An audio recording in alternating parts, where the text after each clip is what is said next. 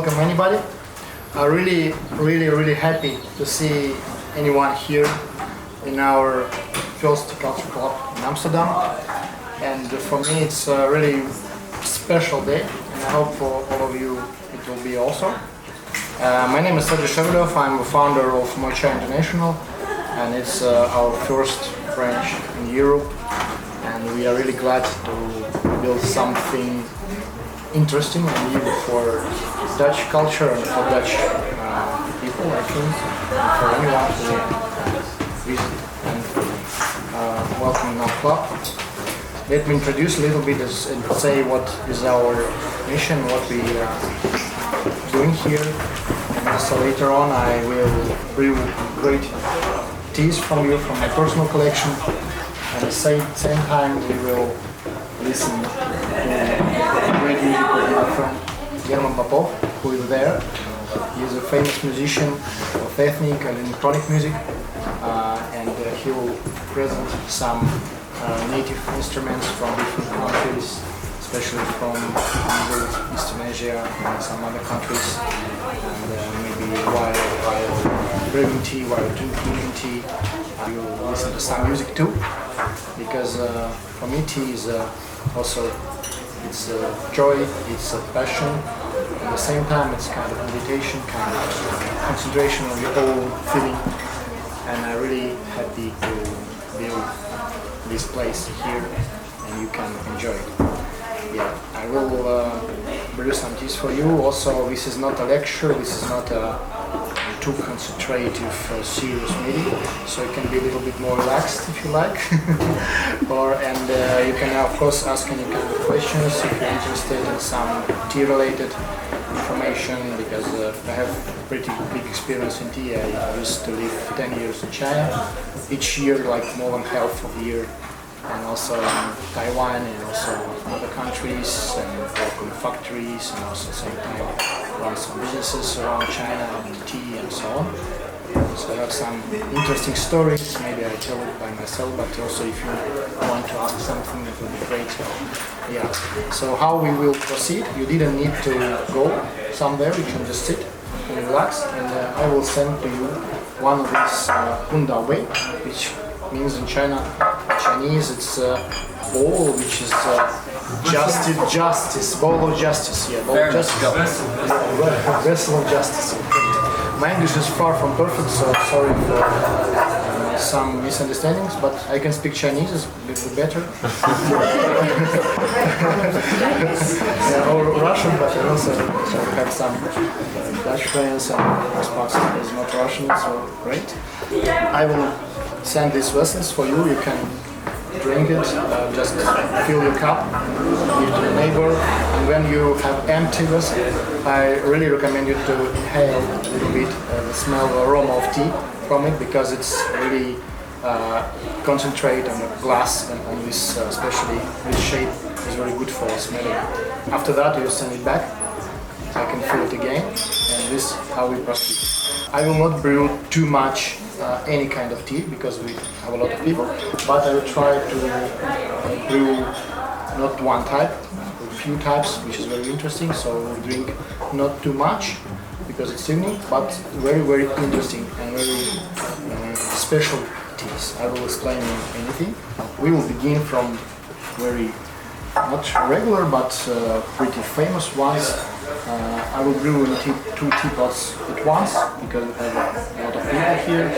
One is aged brew from Thailand, which is pretty rare, but we have some Thailand tea here also, which is originally it was these plantations were founded by Chinese immigrants after the revolution in China. Some from Taiwan, some to Laos, some to Thailand, and also they established some communities on northern Thailand, and after some period they was involved in Golden Triangle activities, but after Thailand fight these activities, they switched to tea, which is actually very good for us. And we have some Thailand tea, which is most of this tea is because it's not so famous outside in our countries. supplies directly to Taiwan and mainland China, and we sell it as mainland China tea or Taiwan tea, but we just say it as it is. So so actually it's one type of the tea from Thailand. And the second one is Oriental Beauty. I will also explain a little.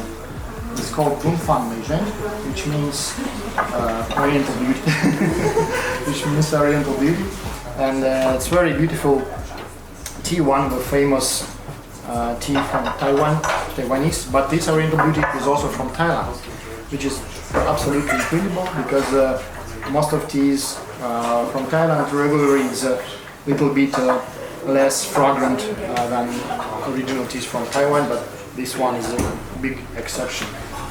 So it's also very good ones. This one is available in our collection here, but later on we also switch to the teas which is not available, which is my personal selection.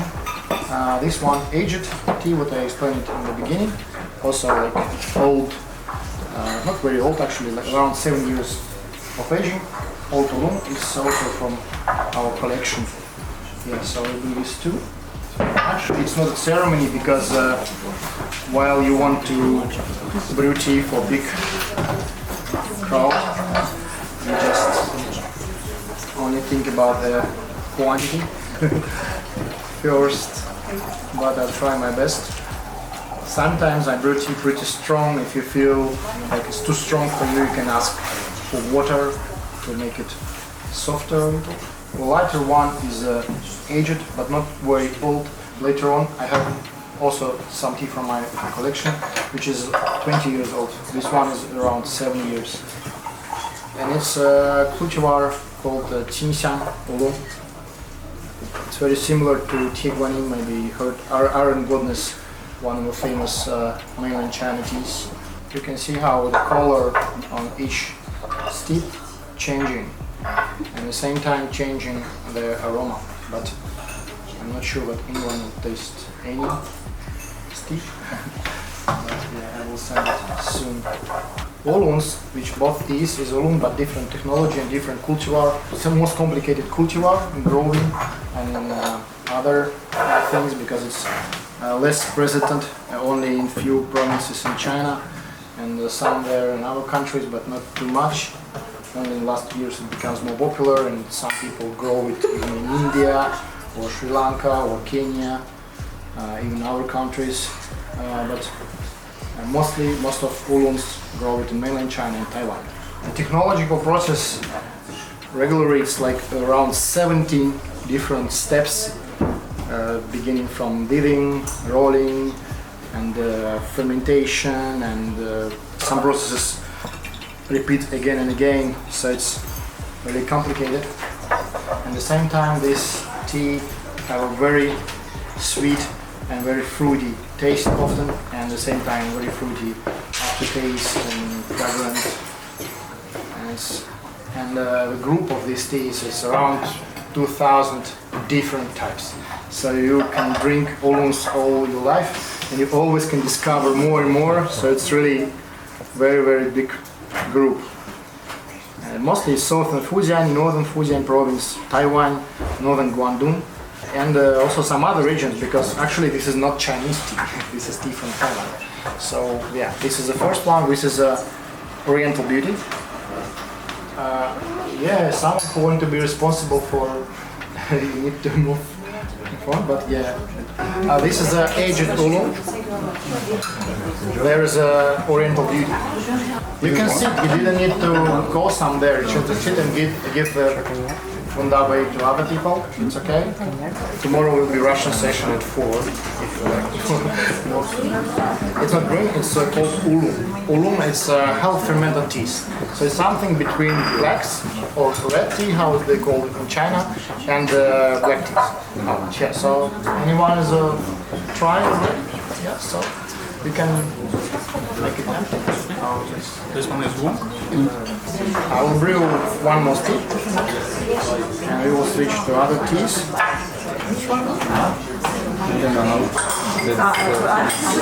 Is anyone tried any type, or only one? Only one type. Only one type. Yeah. You have only maybe Oriental Beauty. Yes. This one. I think Yes, so. okay, so we'll give you this one. Who already tried Oriental Beauty? And the rest people tried this one. Okay, so we already had Oriental Beauty. Already tried Oriental Beauty. It sounds a little bit. I will introduce for a couple of minutes. I will let German play some music while I prepare the next teas. Or maybe I just make some steps. I just want to tell you something about the tea history. Because me and Sergey, we started a record label that is of course connected with his tea culture activity. And as you know, tea culture is not limited only to tea drinking. It's a much larger tradition. It includes different types of arts. And we published the record with the music from Southeast Asia. It's a borderline of China and countries like Myanmar, Laos, Cambodia. And as you know, or perhaps you don't know yet, but the tea tradition was born really in this region. It was later taken over by the Chinese and it became almost a cult-like phenomenon. But I brought here the instrument because we do research on ethnic origins of various phenomena connected to tea, and I brought the instrument which is played by the people who perhaps pioneered the tea culture. This group of people are called Hmong tribes. They live along the border. This instrument is called in Chinese Bao Wu. And I just would like, while you are drinking tea, to hear the music of this remote tribes.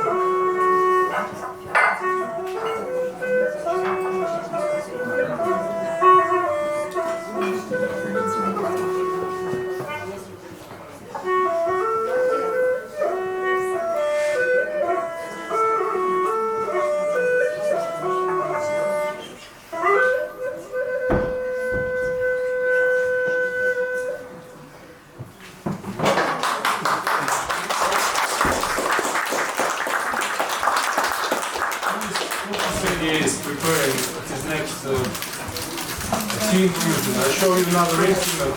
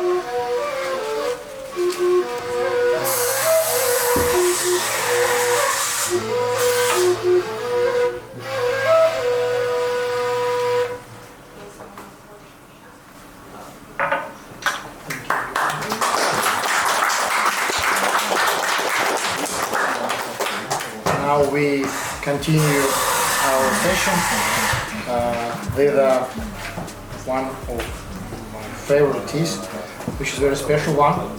If you are beginning in teas, maybe you'll be a little bit surprised by the taste, but you definitely will feel something special. For example, we already drink it for 2 times for last days with my team, and some of them just feel a little bit. They change the state of mind for a while, yeah?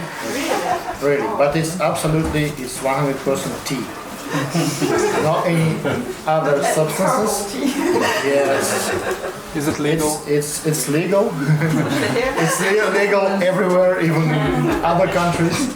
Yeah, but this one is it really belongs to the people, which just Germans say it, for tribes of northern Myanmar, northern Laos, southern China, northern Vietnam, northern Thailand. It all was a part of groups, ethnic groups, which is really close to each other.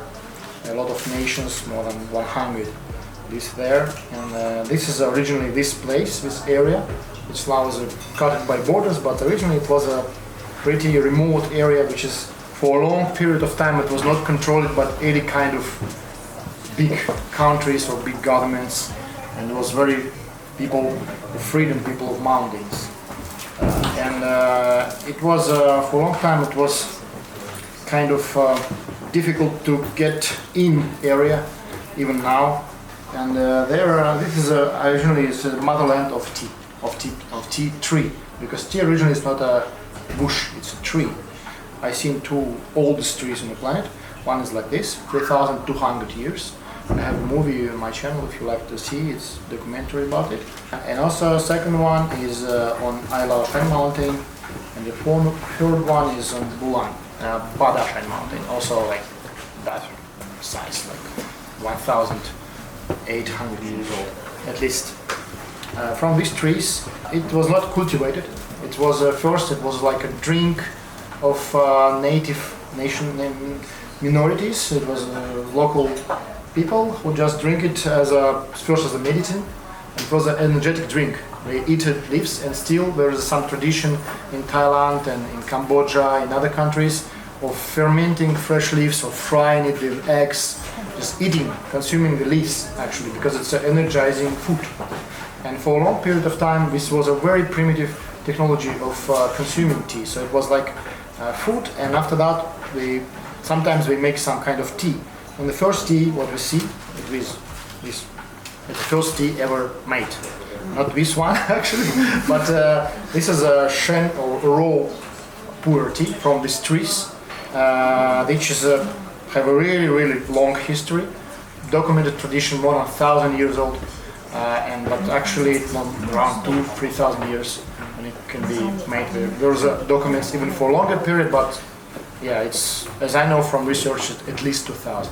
The area of manufacturing of tea, it's mostly for now it's the Yunnan province in China, and some parts of the countries belongs to Burma, Laos, Vietnam, and Thailand also, and a little small part of India also, Arunachal Pradesh state, where the Assam tea comes from. This is a Camellia not sinensis, but Camellia assamica. And there is also some other types, other varieties of tea, which Camellia thaliensis, and some other more rare types of tea trees. But for that times, we see how it was made. We just pick the leaves, roll it a little bit, and dry under the sun, and that's it.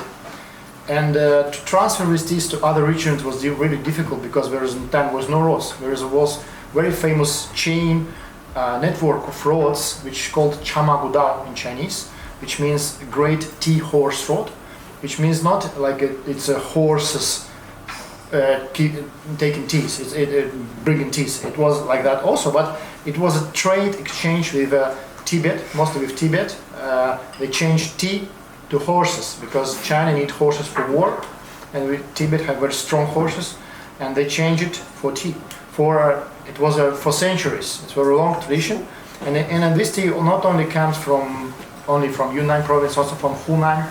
There is a Hei cha. It's very similar close to puer by technology, but a little bit different tea. And also some tea from Guizhou province, from Guangxi province, from Sichuan province, of course. But the main supplier was always, it was a puer region and a southern part of Yunnan province. And now this tea cakes, it's also why they compress them, because of transportation. It's just more compact and it can be carried, sometimes even by people, carried on here on the back. Like a big backpack packed with tea, and but tradition still live. And in the end of 20th century, this tea became popular because of some Taiwanese researchers who find out that aging of this tea brings some very unique taste to this tea. So it was not so popular outside of this region and Tibet and some other before. Mostly in the Fujian province or some northern territories, they didn't drink this tea. It was a cheap tea for farmers, cheap tea for regular area, so for people who live in that area. But after this massive advertisement and massive research, popularization of mostly made by Taiwanese, it became very popular, and now manufacturing of puer is one of the big part of the economy of Yunnan province, and also other countries, as I told. And they have other types. This is a raw puer. This one is made from Moychay factory. But for that time, because it's middle of 90s, this tea is middle of 90s, and it's a very famous brand. It's also called Zitian, which means purple sky. So it's a very famous. It possibly maybe not original Zitian, but it was bought more than 15 years ago by my friends. So it's always, anyway, it's old. But I'm not sure is it original Zitian or not, because no one can prove it now, because it's very easy to print the label. But what I can really trust, I can trust my taste. So this is already, at least we will drink a really good aged tea from 90s. It has very special taste, but main thing what we can talk about lao cha, which means aged tea in Chinese.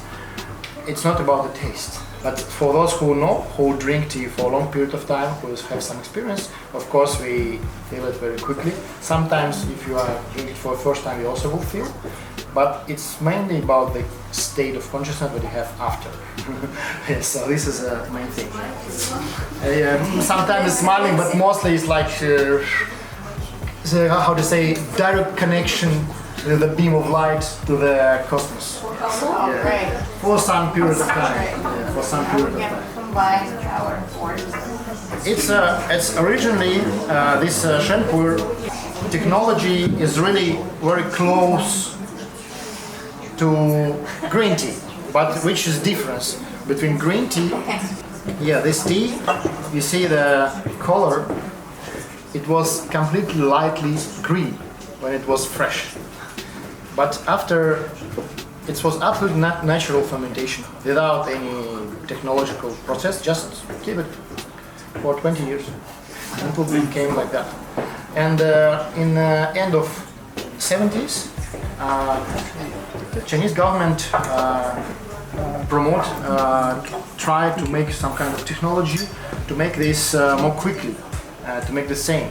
And we have shu puer, which most of people know, which is not, how to say, faster fermentation.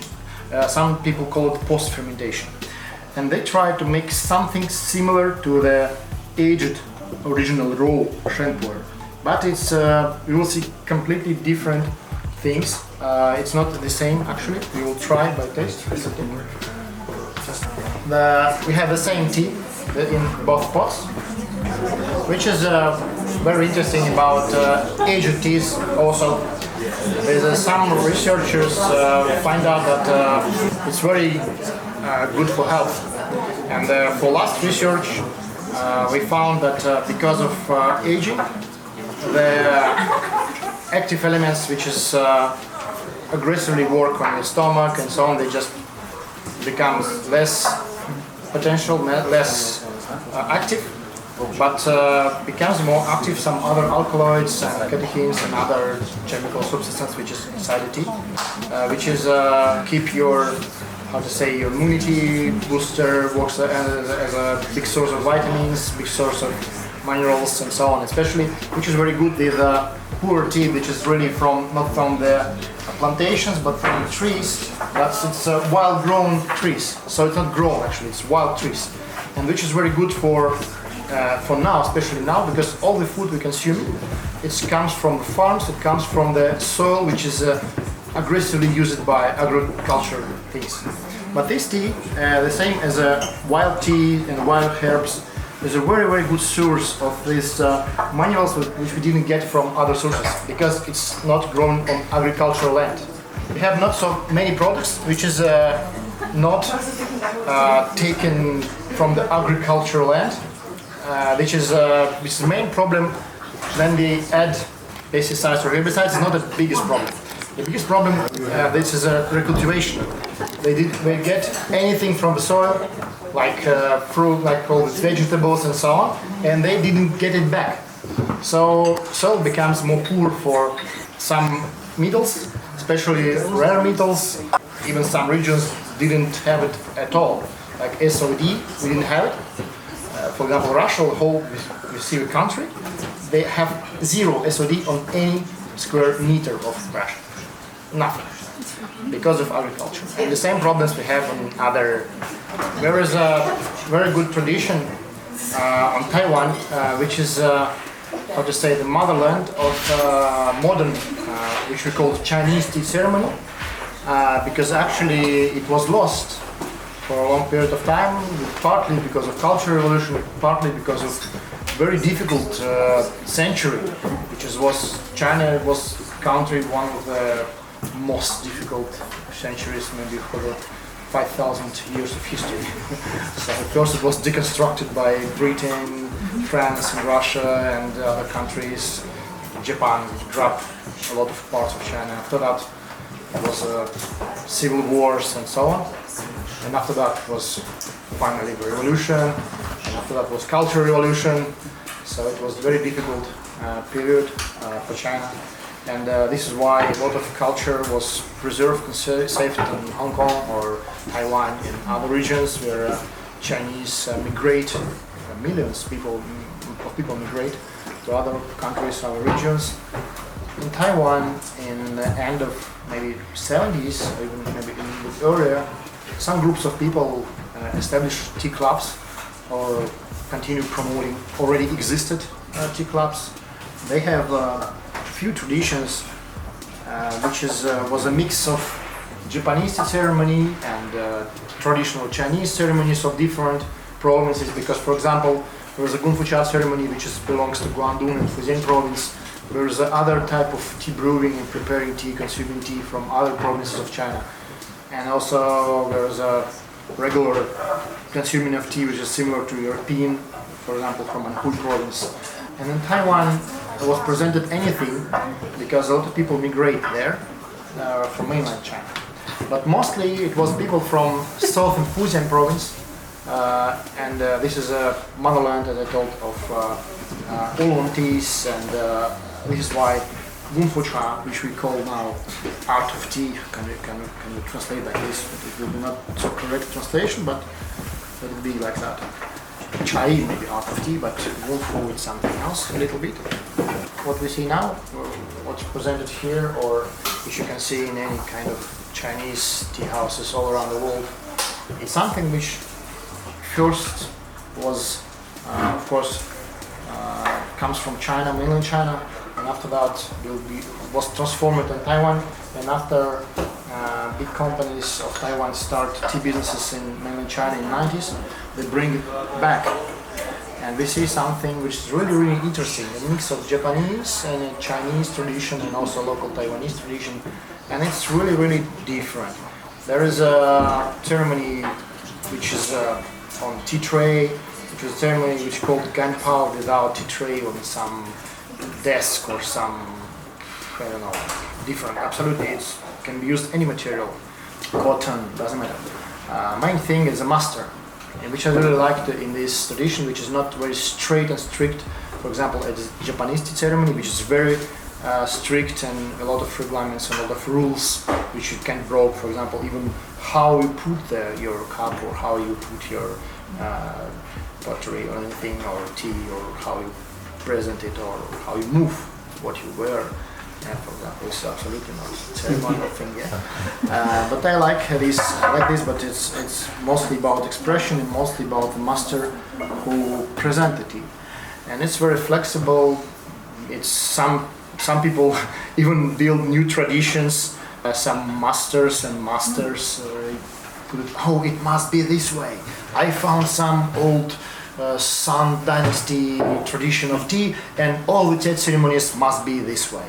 And drink tea in some special way and sell it like only one original consumer. It's not true, of course, because we have even in, if we research history, right now I'm writing my second book, which is called Tea Culture, actually, and it will be like 800 pages, even maybe more.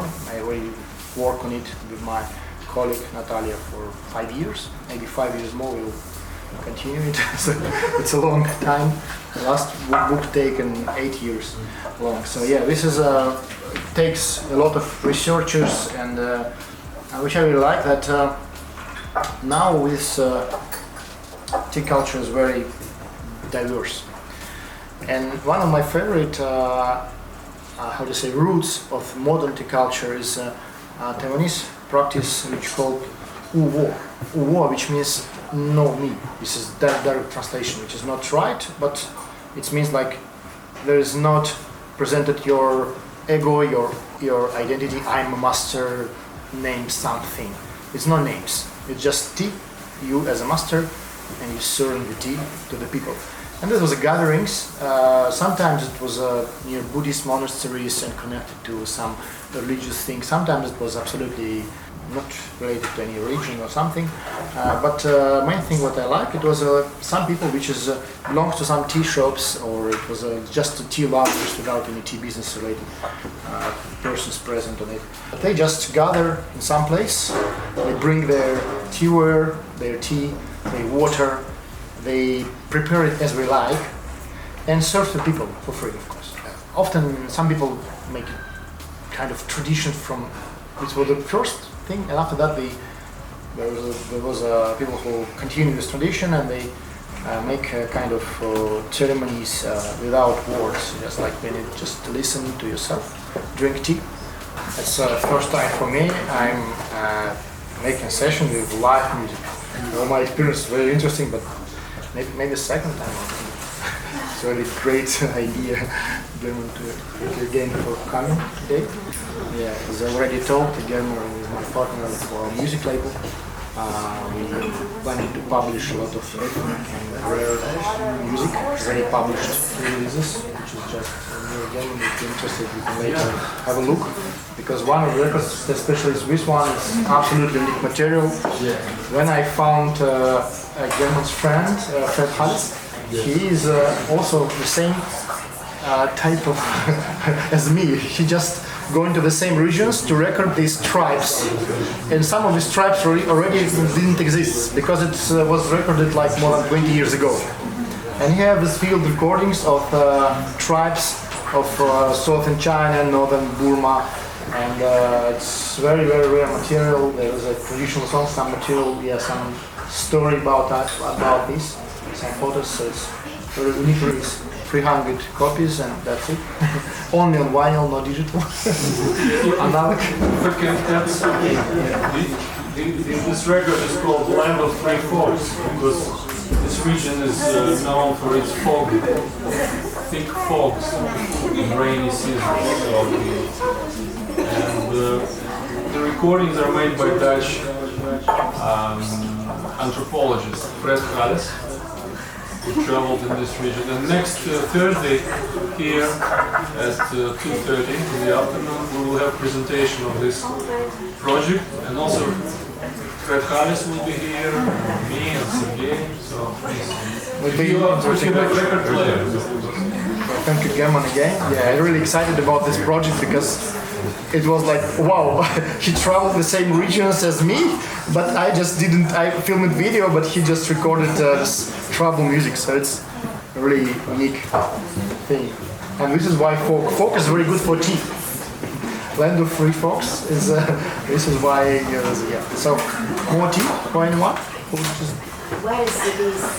The land is actually this region is the southern Yunnan province and the northern part of Burma and Laos. So this is but it is a poetic name. It's not kind of it's a poetic name. It's not the real action. But for us it's real. It's a little bit. Did you feel a team which is just go directly to the space a little bit? Space is no, we have to wait.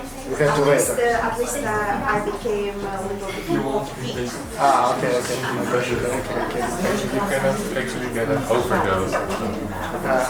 An overdose. Overdose. Some people can.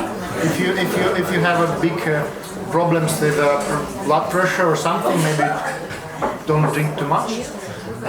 Or you can just Dmitry. Okay, we have some bowl of nuts inside our secret room. You can bring it to anyone because it's good when you consume a lot of tea to take a little sweet things, some raisins or nuts. It will help you feel more comfortable because this tea is really strong. It's really strong. Would you like to do it? You can just give to anyone. Anyone can take some and give to share to the people. Would you guys be able to pass it around? Yeah, of course. I see you resting. Yeah. By the side or is it? No. It's just my habit. It's not actually a good habit because it's not. If you follow traditions of ceremonies, but. It's maybe not so beautiful when you leave the teapot like that. Even there is, there is some kind of rules in some clubs or never put it like that because it's not so aesthetically and so on. But I just like to do that because during these stations like this, it's really difficult to make it too beautiful. I focus on talking and just brewing tea mostly. Yeah, but of course, it's just my habit, and some glass bowls is useful for this. Yeah, we have. This is our brand teapot actually.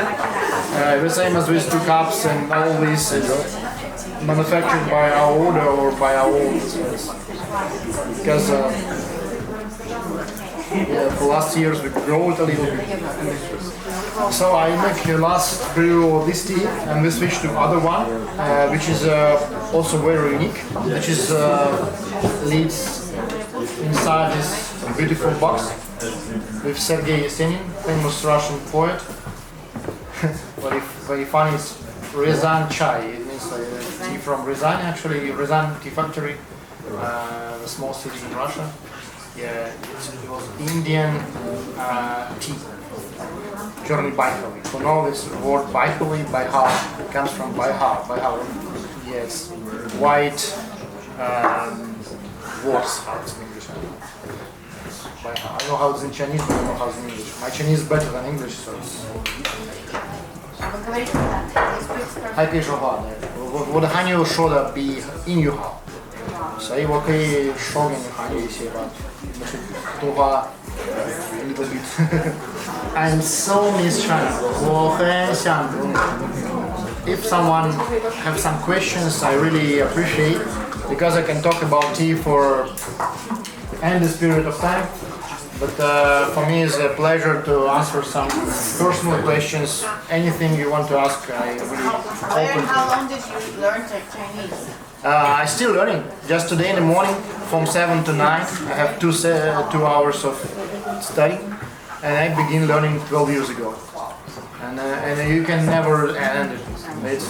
It's endless experience, especially the poetry. If you want, I'm really interested in all the ancient Chinese language and I want to study more characters,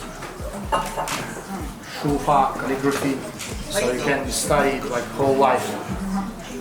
Yeah, so but I'm focused mostly, of course, on business language and just regular. But I want to speak more fluent, and I want to remove my koin, which means dialect, or just not dialect, but just accent. Dialect. Do you understand when they speak? Of course, I understand, but more stuff. But because China is very big and you have a lot of different dialects, some of dialects is not a dialect. Actually, it's a new languages. For example, as a Cantonese, it's not sounds as dialect. It sounds like a new language. The same as the Minnan Hua, it's Sofi Fujian dialect. A little bit understood because I work a lot there, but I can't speak. The same as Wenzhou Hua. It's small, not small actually. It's a big city, a big region in Fujian province or Zhejiang province. It's nearby, near Zhejiang. And there is they have a language which is absolutely sounds totally different to Mandarin dialect. Even during the war with Japan, Chinese use it as a encrypting how to say that? Encoding the messages. They talk this. They ask this Wenzhou people to work on this machine, and Japanese can't translate. We didn't understand it. So it was a very interesting story. Yeah. But so yeah, I understood, of course. But now it's not a big deal. It was maybe 20 years ago. It was much more difficult because a lot of people still didn't stop Putonghua good. But now most of younger people, they understood Putonghua, and only differs with communities in maybe Singapore or Malaysia or Hong Kong or Macau. They didn't speak mostly, Taiwan or so. But in mainland China, most of people speak Putonghua. You live in the Netherlands now, yes? I live nowhere. But anyway, Yeah. did you visit the tea of similar? This is a cherry. I visited a few times. And what's the question? So, how do you find their kind of teas? Because, let's say, I live here a very long time and I'm spoiled with this kind of tea culture. So, they are doing it in a different way, but for me, of course, I'm a specialist, difficult to understand. The only thing which I understand is different. Okay. What is your opinion about fermentation, what the use of What I can say that it's I didn't try too much because I didn't make like huge research of teas of competitors here, because for me it's the main the whole picture. We didn't have any competitors because we do some other thing, and they have their own market and they have our not established yet new market. Because the consuming and the philosophy of tea, what we present, it's absolutely the deep difference. We have coffee in the same shop. For me, it begins from the coffee. If you have coffee in the tea shop, it's not a tea shop actually, because the smell of coffee kills anything. It's the first thing. The second thing, if you have aromatized tea in your shop in a big amount, it also kills anything. This is the main thing. So this is just mass market teas, no more. And so you can just the same. We can how to say compare it with tea bags or something. But I tried some regular black teas or even some white. I bought one, but for me it's not my cup of tea actually. I don't like to criticize too much because it's not a professional way. You know, I have a very funny story when I of course, because I'm a sommelier, I'm in connection with some big manufacturers who sell like a container an hour of tea or something like that. And even sometimes I help them to select the mass market teas, which is they use for tea bags. I didn't drink it, but I just can, because I know how to sell it and I know how to source anything. I can help in some, but it's not my part of work job. This is why I didn't I tried to criticize it much because I have very good issue, which is was a big lesson for me. We filmed a video, which was a joke about tea bags. We call it Tea Revolution. It's still in English, but in Russian I must delete it from YouTube because my friends, one of the biggest Russian manufacturers of tea, they had an advertisement on TV. And my video guys who made this video, they make a, how to say, the parody on this advertisement. And it was very, very strong and very upset parody. It's really like they joke in bad way about that. It was provocative. But I'm a friend to this owners of this company, and I didn't know that it was a copy of their. It was a parody. I just think it's a joking about tea bags, but it was exact joke about their advertisement company, on TV, and I was feel sorry about that because it's not a good way to. Okay, I don't drink tea bags, but why to shame people who drink it? Let them drink. But just do my job. They do their job. Yeah. So this is why from that time I just started to be more accurate in this criticizing, because I think that it's okay that anyone do their own thing. Anyway, if we promote tea, it's a good way because it's a first step for a lot of people who just start consuming not tea bags but something loose for slow time. But after that, we want more interesting things, more exclusive tastes and so on. So this is a good way, and I think it's. Anyway, but that's okay. But just for it's not my level actually. But of course, you can find something there maybe. Just can't say exactly because I didn't drink all the assortment. It's not enough time to drink all my assortment. Sometimes I need to check. So the next tea will be tea from Taiwan. It's aged Baozhong cha, or how to say, it's also called Baozhong, which means exact translation will be like how to say bao. How's in English? Anyone know how's bao in English? I don't know. In Russian it's like a scooching. It's not rolled. It's like a twisted, not twisted. It's like like something like spiral. It's like a little bit maybe pearl. Maybe. So it's it's just a shape of the leaf after the processing. But bao, it's also it's оборачивать in Russian maybe sometimes. How about yes. So this is old type, and now in Taiwan we see very less.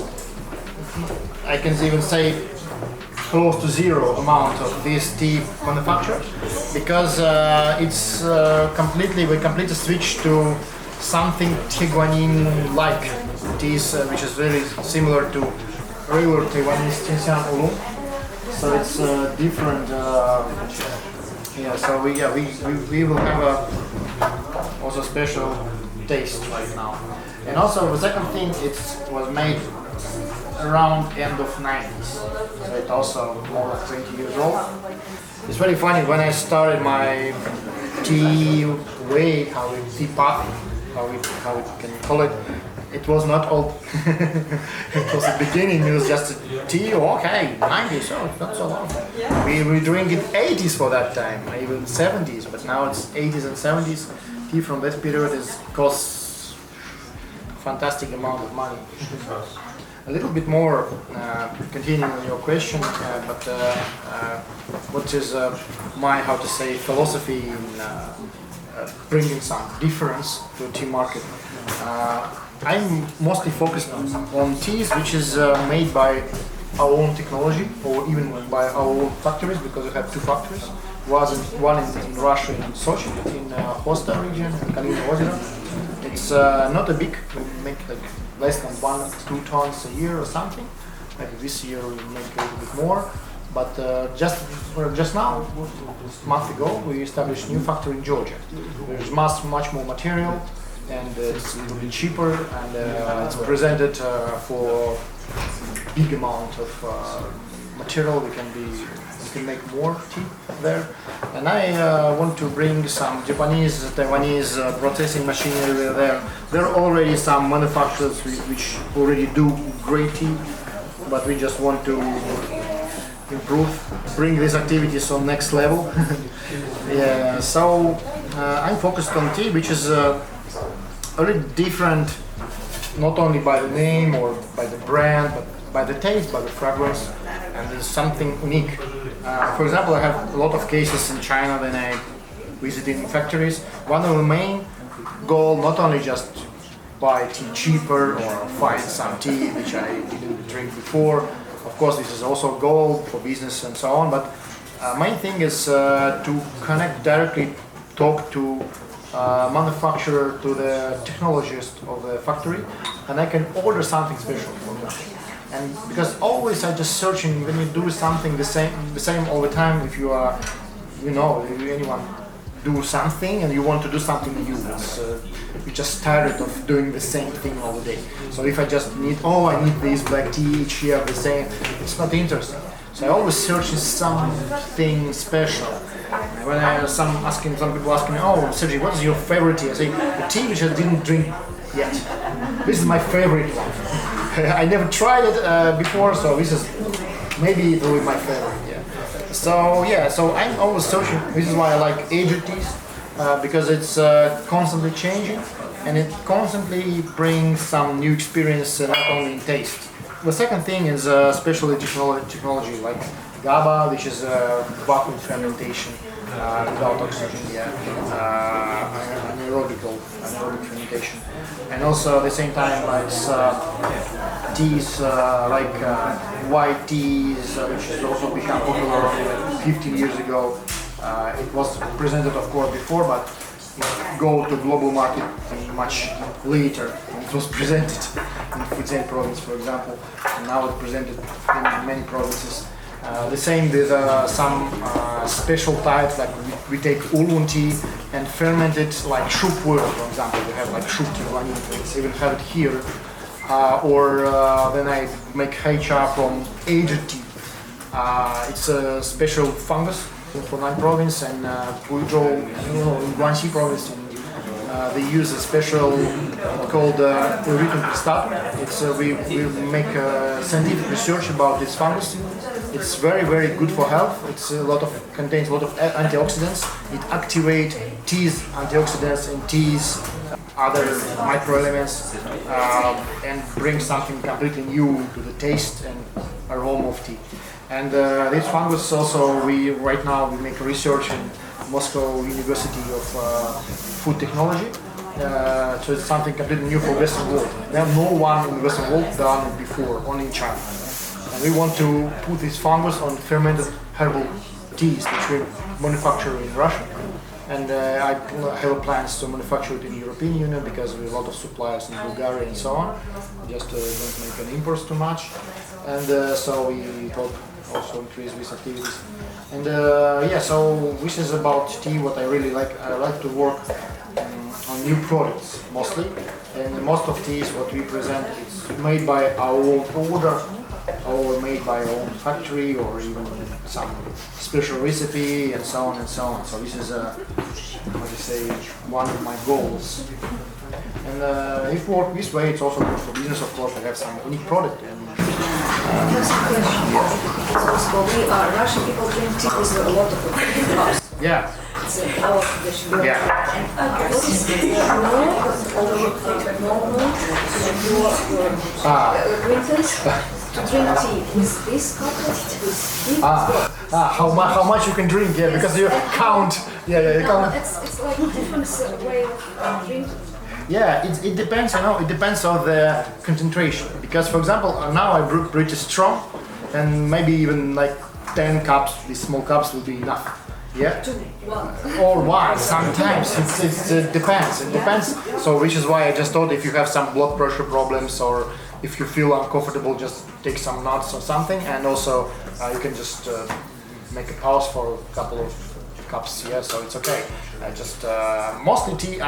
For all my experience, I only had 2 incidents with the people who really feel like bad after tea.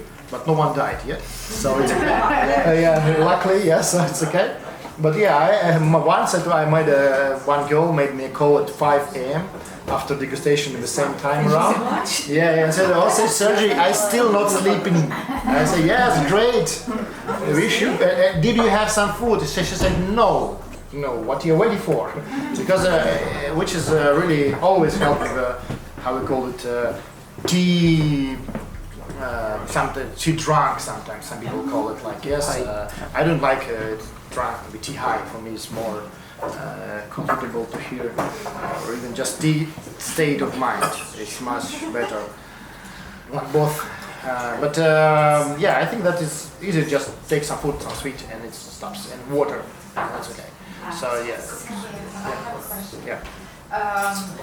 Well, you traveled, there's actually Asian lands where the tea came, and you were talking about these Asian trees and tea trees. Yeah.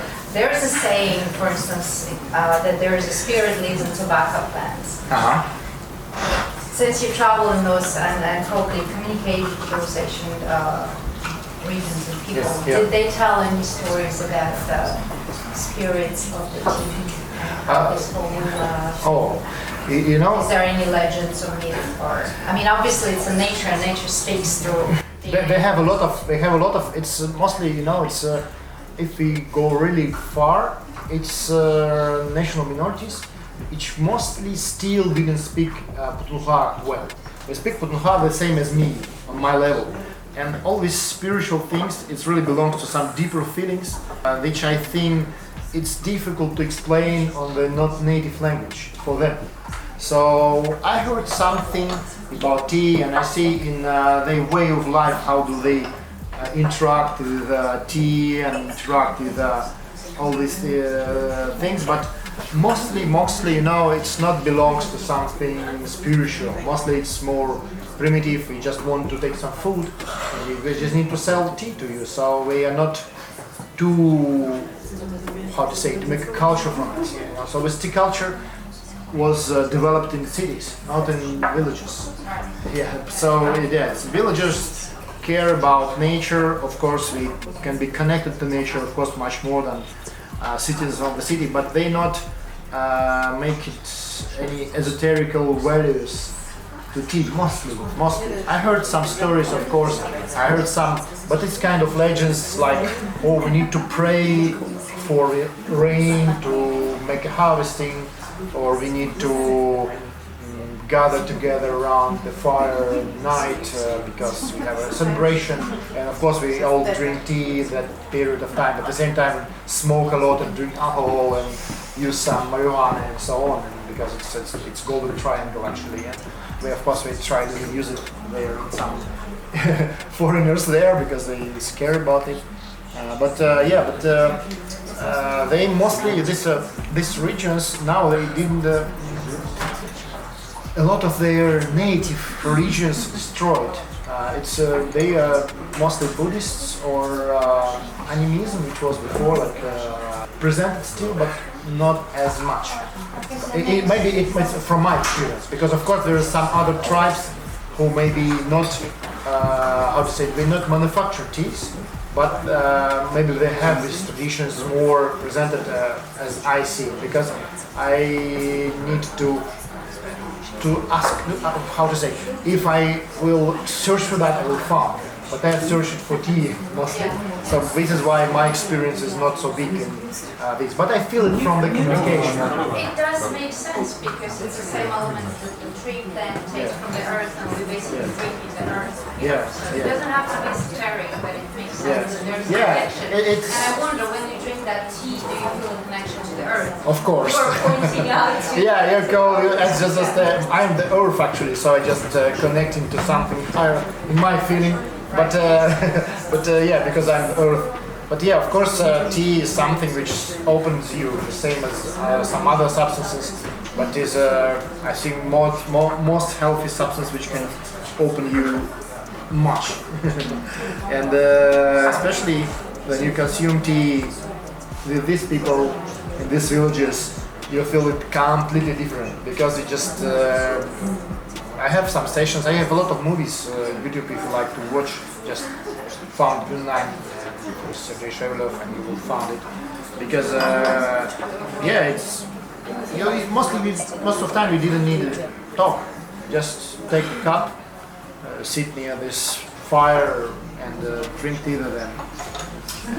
And these people actually pretty similar to our Siberian people in some remote villages, or Paraguayan Indians when I was also, or some Australian Aboriginals or something like indigenous minorities and so on. So it's very all these cultures all around the world, or feeling from these people is the same.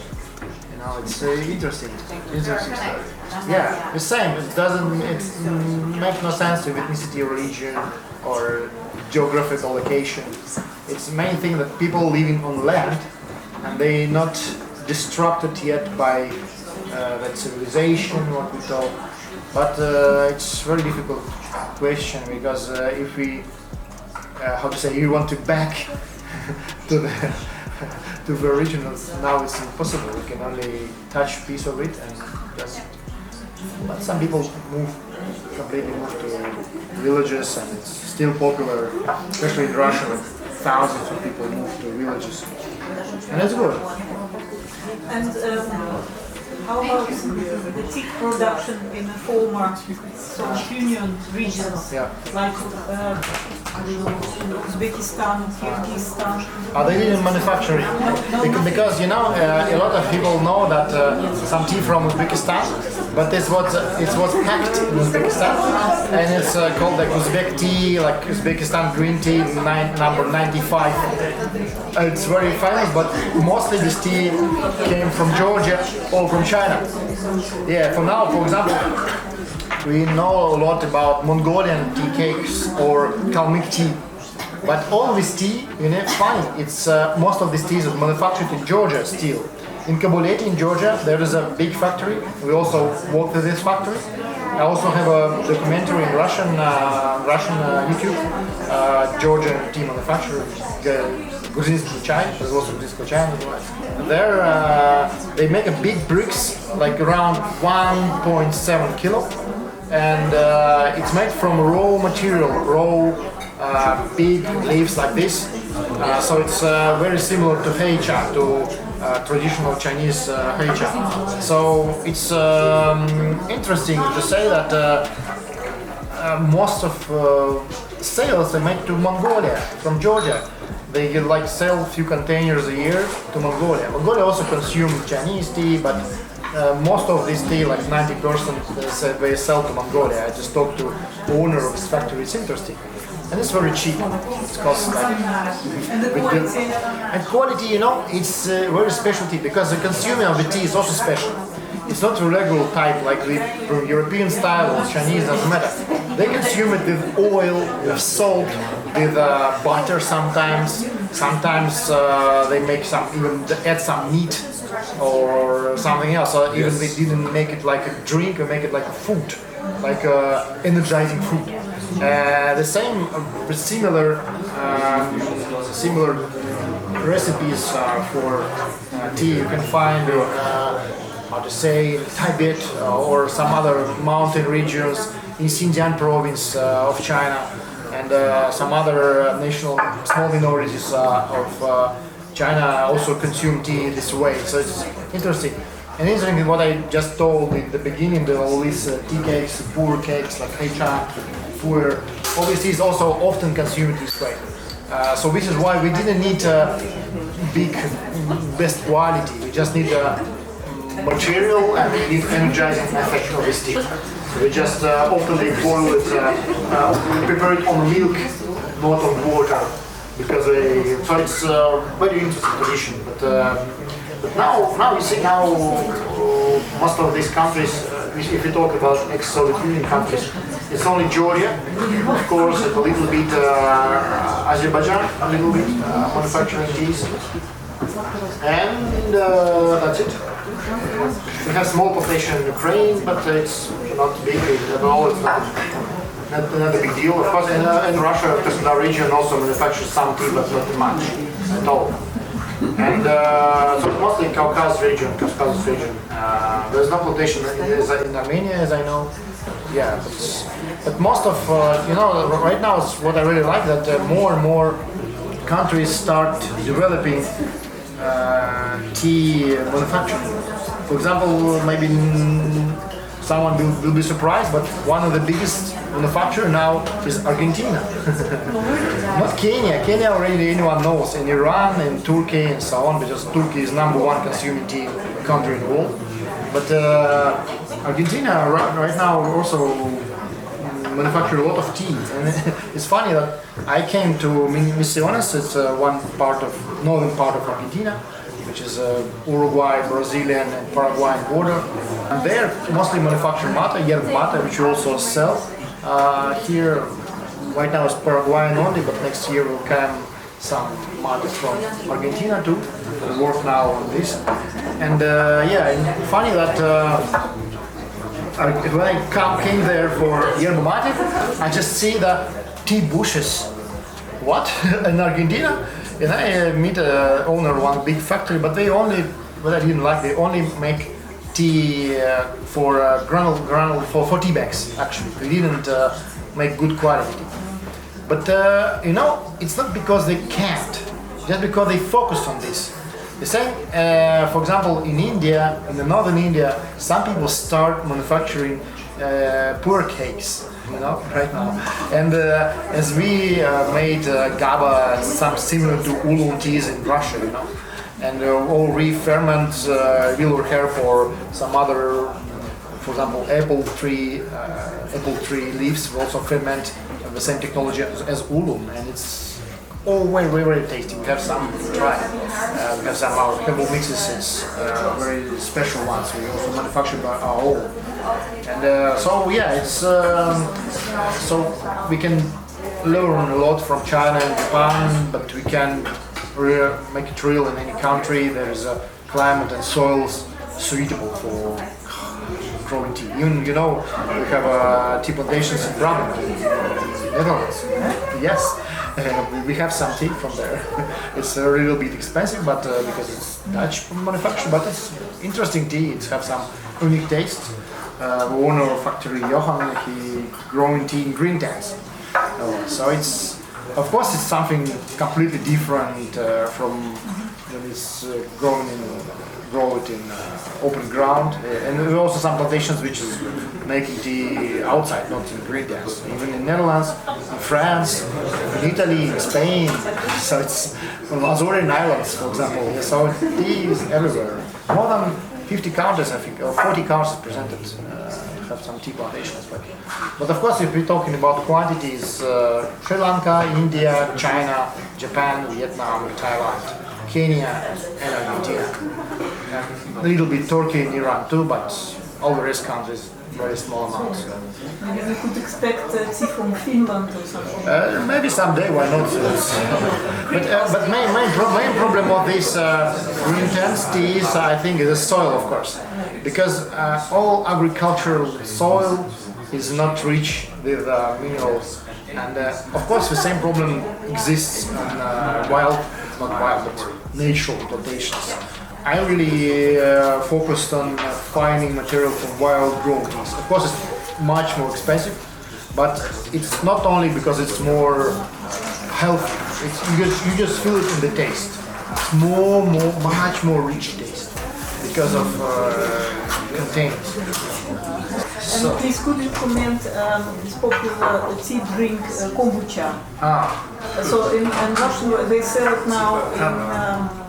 Kombucha is it's symbiote. It's not a tea drink. Actually. Oh no, is it symbiote? No, well, I mean, is it kombucha not Chinese? But it's not Chinese. Because you use the old tea.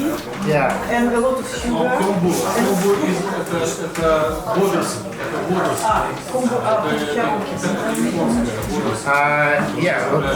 What you just German said that originally this mushroom comes from Asia. Yeah, and this is why kombucha. Yeah, and there's a different ideas about from there comes this kombu. And for example, German said it's a water, but some other seaweed, but some other people say that it's kind of fungus from China. I'm not sure about that. No? Kombu I've been to Japan many times. Kombu is a type of very healthy seaweed. Bottles dry and some more. Okay. And how would you call this China beef? In English, Kombucha. Kombucha in English, yeah. It's becomes very popular. Why? Because it's really healthy. It's probiotic. Stimulates the bacterial. But there's a different types of this kombucha, and for example, with in Moscow Institute of Food Technology, we made the research, very big research on kombucha, and with the research we find out that it's extremely healthy, but there is a different types because it's symbiote. It's not a mushroom actually. It's a bacteria and type of дрожжи. Yeah, it's a culture. Yeah, so it's not a mushroom.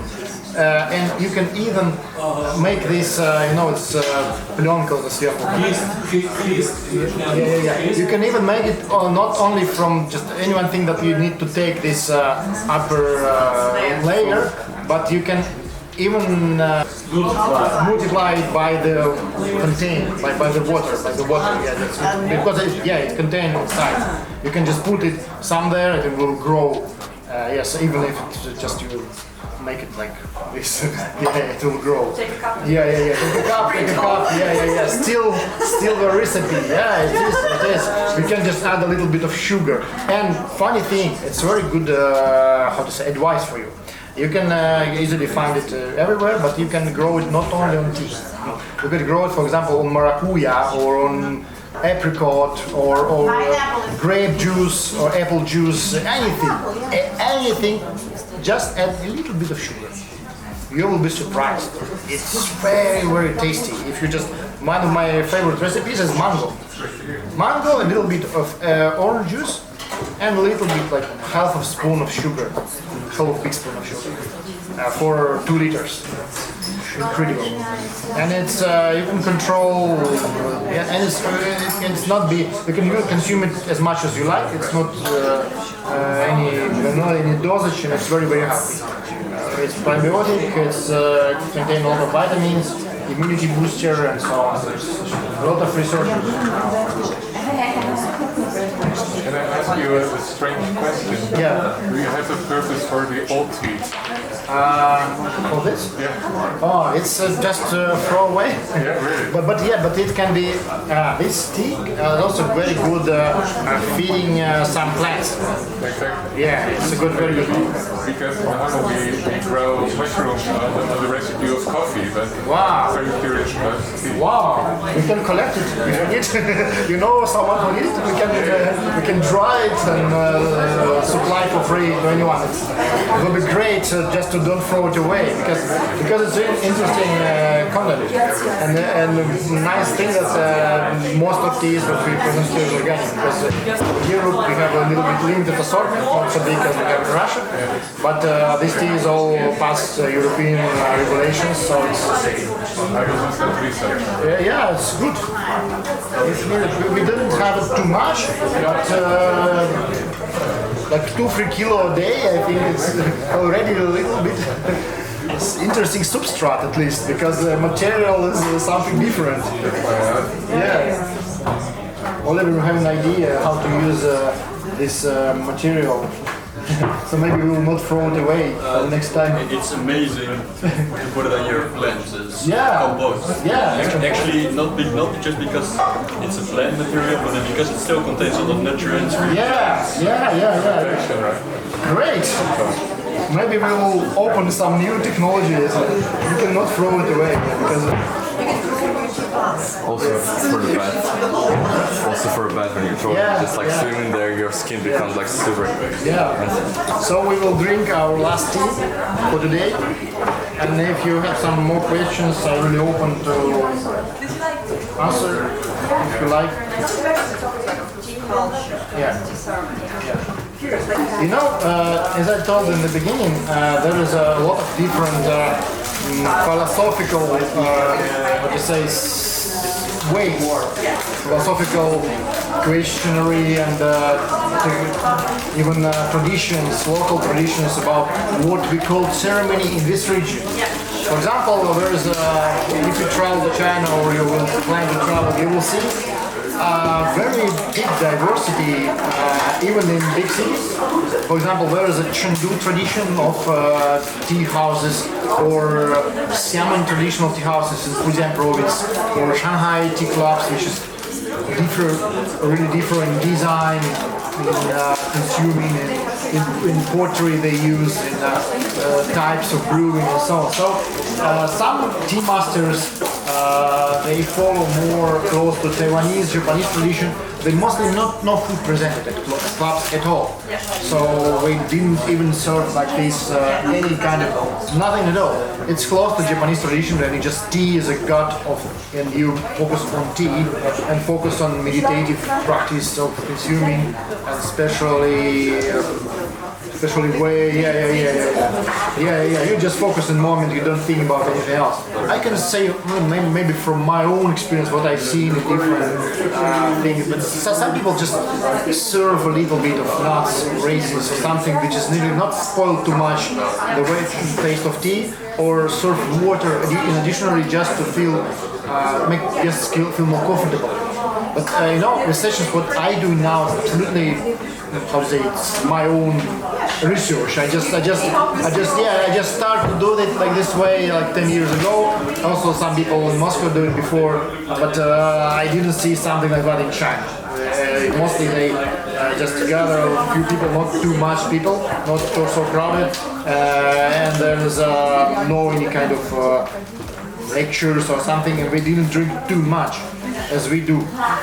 Even in Moscow we have some sessions where I like 5 hours of tea, and it's not so many people can do that, can stay with that, can be comfortable, feeling like okay, I'm so drunk I can't do it anymore. But I like it sometimes. Now I also become a little bit older, and for me it also for me it's just okay, let's stop for a while. But we have some sessions when you drink 55 types of tea at once. And only one of the sessions like you go call me 5 in the morning. I don't know where to find my phone. A lot of time to search. So this tea is also our last one for today. But this one is something also very special. It's called Jiping Yuchen. Jiping is how to say, you can be in trouble. It's the tea, how to say, you like, Yuchen Yuxiang, there's some Chinese proverb or something, how to say, it's it becomes more fragrant, then at the same time it becomes more old, more fragrant. You like how in Russian, so this tea is from 2004, not so long, 17 years old, but it's very good material. It also comes from, I think maybe it was Moychay factory, but I'm not sure, because for that time all the tea was supplied by government, not factory, but government company, which called Junsha, or Chinese tea, very strange name for a tea company. And they just supply these teas. Very funny brand is called Lucky in English. Lucky. One of the labels here, Lucky. This is also very old. You see some, how to say, some small insects eaten part of the color packaging.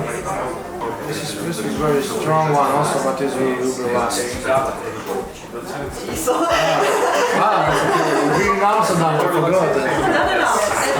It's the way she is. Please, the most normal one. Most normal one. I didn't want to feel drunk. want to hear something. What's the most normal one? Some people just, how to say, we're afraid of losing their state of consciousness. Me too. I didn't consume any alcohol, drugs, nothing for 15 years, even more maybe. Because for me, tea is enough. Tea is enough. Tea contains anything, especially when you focus. You're not late because you drink our last tea, but it's one of the best one. It's aged shampoo, so it's one very special tea from my personal collection. You can compare, if you remember, the first aged tea which we drink in the beginning, and this one. It's really different because it's maybe 10 years younger, and it still contains a little bit taste of fruitiness of fresh shampoo also. These teas, if you like, I also we have in the club. It's sold not the whole cake because we only have each one cake, except one. So it can be bought like 10 grams or 5 grams or 50 grams or whatever, but you can, it's a little bit not so cheap, at around €100, 100 grams or something, but it's very good ones, because it's old, aged and vintage. The same as wine or cheese, for example, because it's a tradition of aging products. There is I like, when I was in New Zealand, there is a big manufacturer of cheese. They mostly manufacture cheddar because they follow English tradition of cheese making and new products, and they call it, it's called mainland company, and they slogan, one of their slogan, good things takes time. And I really like it because it's not only about cheese or wine, it's about tea for me. Yeah, good things takes time. Yeah. So yeah, this one is also a special one.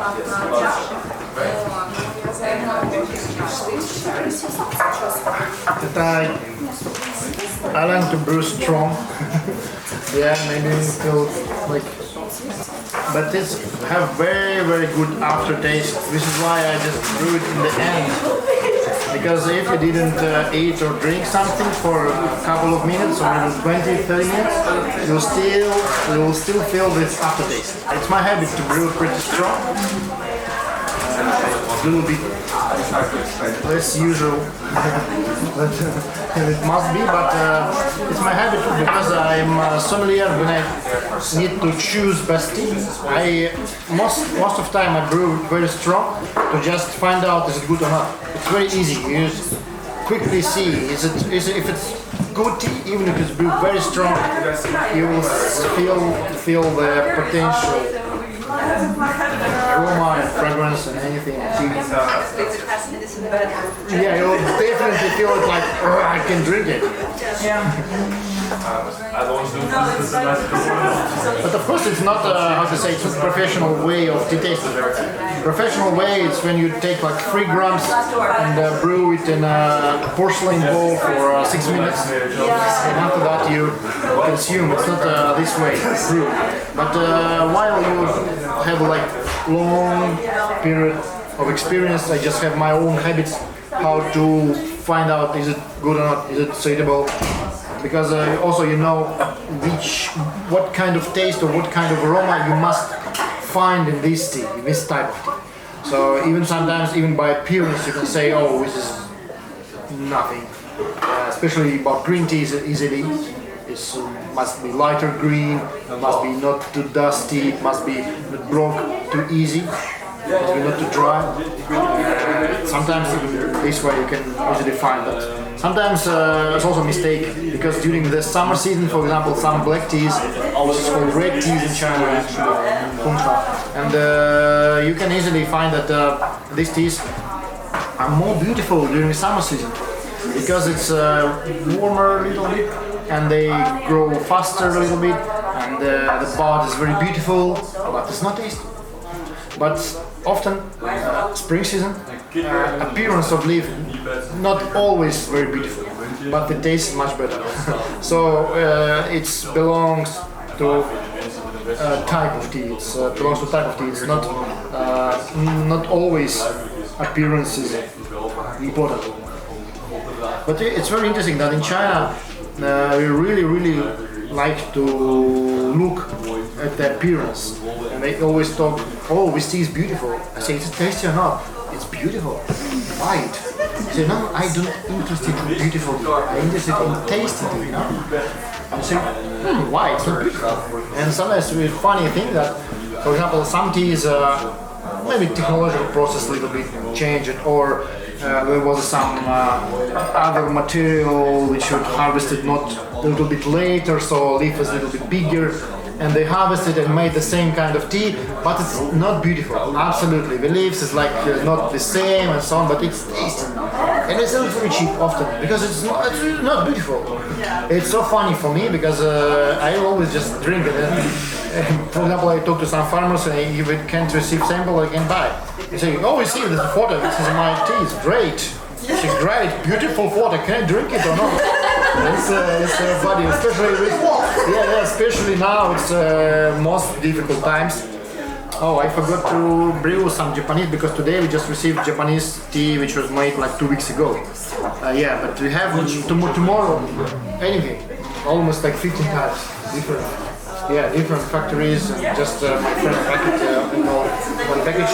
And tomorrow at 4 we'll have Russian session in Russia, but you can also come if you don't speak Russian too, but anyone welcome. I will brew Swiss Japanese teas also.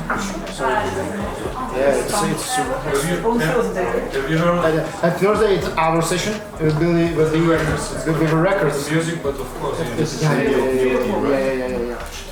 Yeah. Thursday 2:30. And tomorrow at 4 will be session in Russian with some other teas. The same. While I'm here, I must be used 100%. you reminded me, do you remember? What it was? Our shop in Harlem sells COVID tea. COVID tea. Brexit tea. Brexit tea. Wow. Great marketing strategy. Ella, please write it down. We need COVID tea. It's the next step. We still didn't so connected to the heaven. We're still on Earth. Now, about the appearance. So I used to, for a while, collect all types of honey. Seagulls with honey, you know. Yeah. So, and I like to buy any new type and try it. And so, and I used to taste the honey. Of course, it's sweet, but it has so many colors and so different flavors and everything. And once recently, I got a parcel from Tyrol, from Italy, and it was one pretty box with honey in honeycomb and nice label, everything. So I kept it for a while, and I thought, now I have a nice cup of tea, and I can enjoy it. And I would eat tea only with a spoon, because so many varieties and so to taste it. And the honey was really nothing. It smelled, it didn't smell, and it was just sugar. And it's often very easy to do, you know, because we also harvesting honey and we sell it. You can just feed the bee the honey with the sugar, exactly. And that's it. You know, the problem is everything that comes from Tyrol is tasty from Italy. And the person who gets it for me, he usually buys in a sometimes people make mistakes. Even me, for example, we had some party of teas which was like we mistaken boxes on warehouses or something like that, and we often, because we have online sales a lot, and a lot of people are always asking, please comment on the website if some problem found. For example, there was a party there was a parcel of poor cakes, which was during the winter season in Russia. It was very cold, and it was condensate inside the container, and some tea was molded, and we just throw away 3 tons of food. Okay, that sometimes happened. You get clients say, well, where is it? Because there is some kind of different type of malt, which is okay. Some, for example, like with Dinghua, which called the it's okay. It's good for health, even.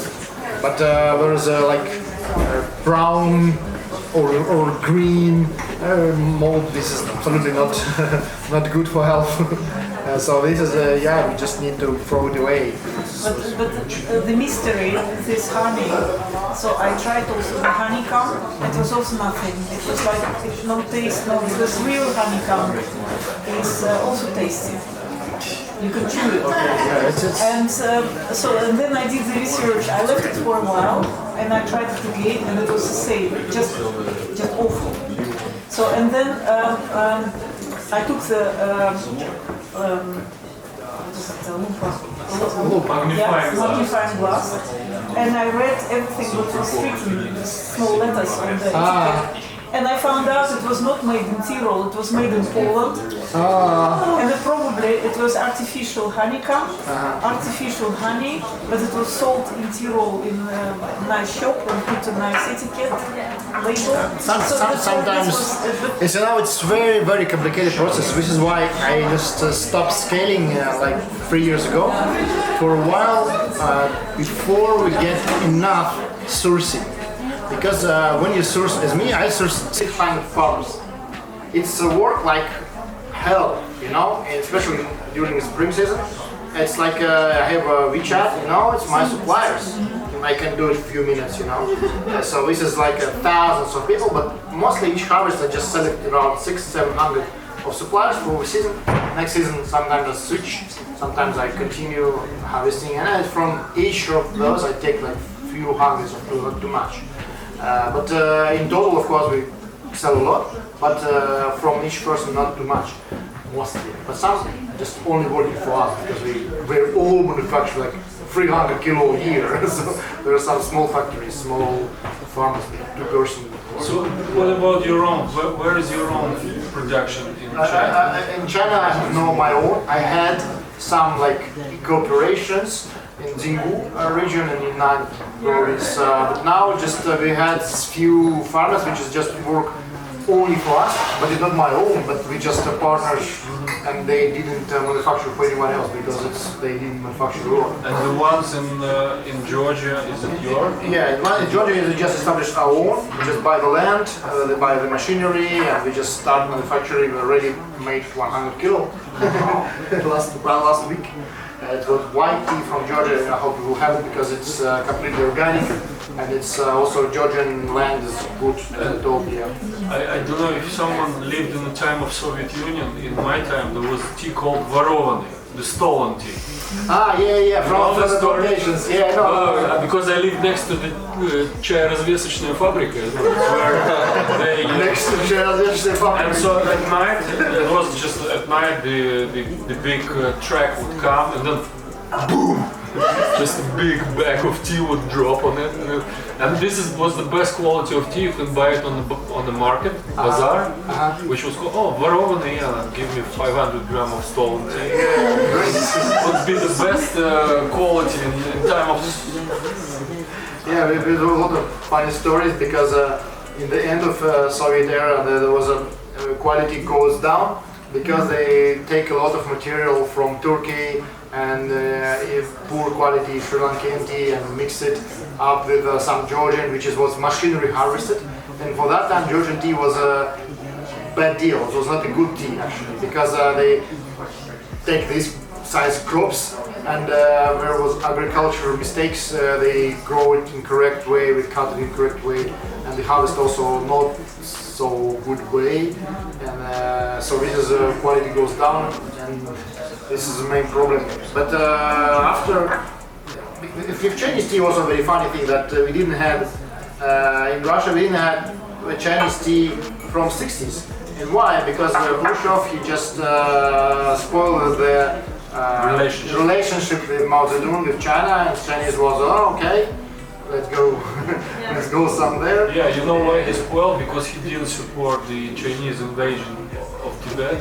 No. It was one of the, also nuclear, of course. Yeah. But I think the main thing that Khrushchev was an idiot. Second, all the rest is He wanted to grow everything in his own land. Makes sense that it's like we're not important and it's good. We're just. But actually we just can we start have some Chinese tea only in 90s. Before we didn't have it but we have some bricks. I have in my collection. I have a brick of Уфимская железнодорожная фабрика.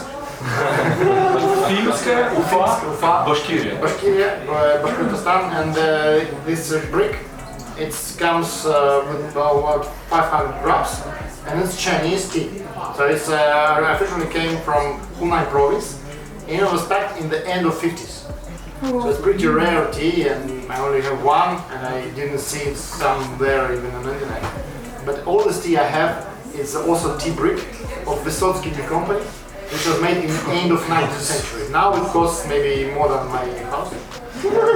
But it's really like something really special. So I have it's a hell of a big brick, and there is some Arabic letters on it because it was exported from China to Morocco or Iran, I'm not sure. Because Russians have a lot of manufacturing facilities inside mainland China for centuries. So we get back. Okay, thank you everyone for coming. Спасибо. Thank you.